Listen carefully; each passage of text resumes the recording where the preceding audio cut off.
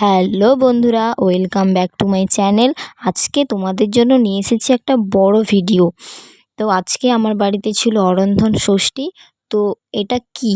এটা হলো একটা পুজো, মানে কোন ষষ্ঠী পুজো করতে হয়, উনুন পুজো হয়। আর মন্দির, মানে হরি হরি মন্দির পাশে থাকা মনসা পুজো করতে হয়। তারপর চলে আসছি খাওয়ার বিষয়ে। খাওয়ার বিষয় হলো প্রথমেই খেতে হয় পান্তা ভাত। সেই পান্তা ভাতটা আগের দিন রাত্রিবেলা ভেজানো, সেই পান্তা ভাত খেতে হয়, ওরফে জল ঢালা ভাত। তো সেটা খেতে হয় 7টা শাকের ভাজা দিয়ে। তারপর ছিল স্যালাড। স্যালাড হিসাবে নিয়ে নিয়েছিলাম একটু শসা। আর তারপরে ছিল সরলা ভাজা, যেটাকে বলা হয় চিচিঙ্গা, চিচিঙ্গা ভাজা। তারপর ছিল ঢ্যাঁড়স ভাজা। তারপর বাড়িতে থাকা লাউ, লাউয়ের চচ্চড়ি মতো একটা। আর তারপর ছিল কাতলা মাছ, কাতলা মাছের কালিয়া।